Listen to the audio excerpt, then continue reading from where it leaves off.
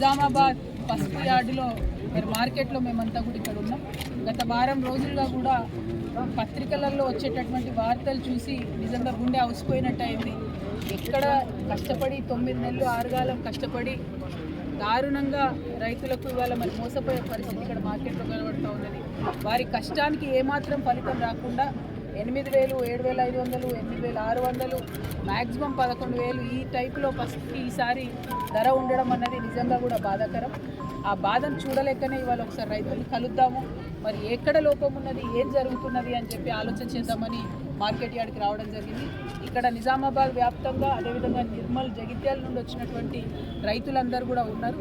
వారందరితో కూడా మాట్లాడడం జరిగింది. చాలా ఘోరమైన విషయం ఏంటంటే కేంద్ర ప్రభుత్వం ఇక్కడికి వచ్చినప్పుడు బీజేపీ నుంచి నాయకులందరూ కూడా 15,000 మద్దతు ధర ఇస్తామని చెప్పి గొప్ప గొప్ప ప్రకటనలు చేసినారు. పసుపు బోర్డు ఏర్పాటు చేస్తామని చెప్పి ప్రకటన చేసినారు. కానీ ఆ దిశగా ఏమీ కూడా జరగనందుకు నిజంగా బాధగా ఉన్నది. పేరుకే ఒక గజెట్ ఇచ్చి పసుపు బోర్డు ఇచ్చింది తప్పితే దానికి చట్టబద్ధత లేదు. దాంతో ఇప్పుడు ఏమవుతున్నది, రైతులకు ధర పడిపోయేటటువంటి పరిస్థితి ఉన్నది. ఒకవేళ పసుపు బోర్డు నిజంగా పార్లమెంట్లో బిల్లు పెట్టి పాస్ చేస్తే బయట దేశాల నుంచి వచ్చేటటువంటి నాసి రకం పసుపు దిగుమతిని తగ్గించుకోవచ్చు. దానివల్ల మన రైతులకు ఇక్కడ లాభం జరిగి ధర పెరిగేటటువంటి ఆస్కారం ఉంటుంది. అదేవిధంగా ఇక్కడ పసుపు పరిశ్రమలు పెట్టవచ్చు. దానివల్ల ఇంకా కూడా పసుపుకు రేట్ వచ్చేటటువంటి ఆస్కారం ఉంటుంది.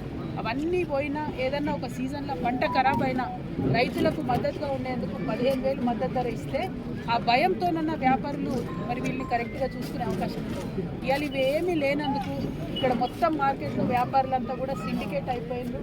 మొత్తానికి మొత్తం ధర తగ్గిస్తుంది. వచ్చినటువంటి రైతు ఒక్కొక్కరు 2, 3, 4 రోజులు వెయిట్ చేస్తే కూడా కనీసం ఈ వెరైటీ ఏంటి, బిల్ ఏందని చేస్తలేరు. చేసి ఇక తప్పనిసరి పరిస్థితులలో రైతు ఇక ఇచ్చిపోయేటటువంటి పరిస్థితి తీసుకొచ్చి ఒక విధంగా చెప్పాలంటే నిజంగా రైతులను బ్లాక్మెయిల్ చేసేటటువంటి పరిస్థితి ఇక్కడ కనబడతా ఉంది. వచ్చిన రైతు ఖాళీ చేతులతో ఎట్లా వెనక్కి పోతాడు, మళ్ళీ పంటనంతా ఎట్లా ఇంటికి తీసుకుపోతాడు, ఆ దీనమైనటువంటి పరిస్థితిలో నెట్టుతున్నారు. మార్కెట్కి వచ్చిన రైతులు 3, 4 రోజులు ఇక్కడ వెయిట్ చేసి ఉండడం అన్నది నిజంగా చాలా దారుణమైనటువంటి పరిస్థితిని కూడా మనం చూస్తూ ఉన్నాం.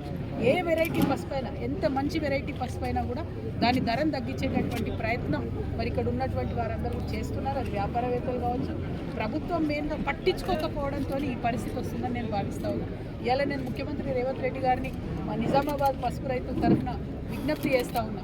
మీరు ఈ నిజామాబాద్ ప్రాంతానికి వచ్చినప్పుడు ఎన్నికల ప్రచారంలో మీరైనా రాహుల్ గాంధీ గారైనా పసుపుకు మేము 12,000 ఇస్తామని చెప్పి పసుపు ఎంత కమ్ముడు అయినా సరే మీకు తక్కువ పడితే ఆ మిగిలిన అమౌంట్ బోనస్ ఇస్తామన్నారు.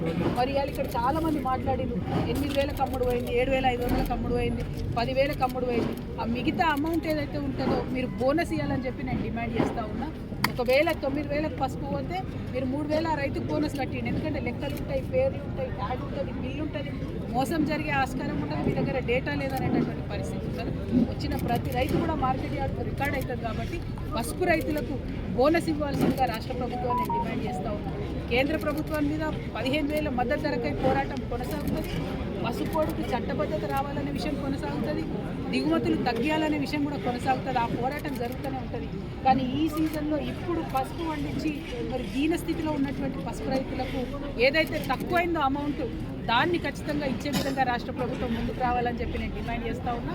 నేను ఖచ్చితంగా రైతులకు కూడా పిలిపిస్తూ ఉన్నాం. ఈ రాష్ట్ర ప్రభుత్వం మొద్దు నిద్రపోతున్నది.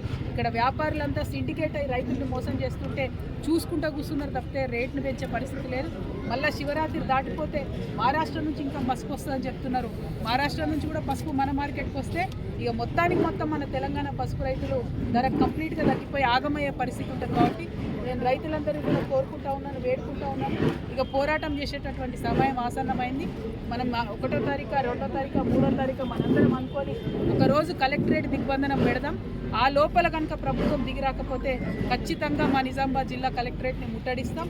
ఆ దిగ్బంధనంలో రైతులందరూ కూడా పెద్ద ఎత్తున పాల్గొనాలి. కలెక్టరేట్ ముంగటనే కూర్చొని బాజాబ్తా పసుపు ముంగట పోసి కలెక్టరేట్ ముంగట మేమందరం కూడా ధర్నా చేస్తాం. ఎందుకంటే 9 నెలలు కష్టపడితే ఎట్లా ఒక తల్లి బిడ్డను మోస్తుందో అట్లా రైతు పసుపును మోస్తాడు 9 నెలలు. మీకు ఇంత కూడా పట్టింపు లేదు. ఎన్నికల కోసం ఓట్ల మందం వచ్చి ఎటువంటి మాట్లాడిపోయాడు.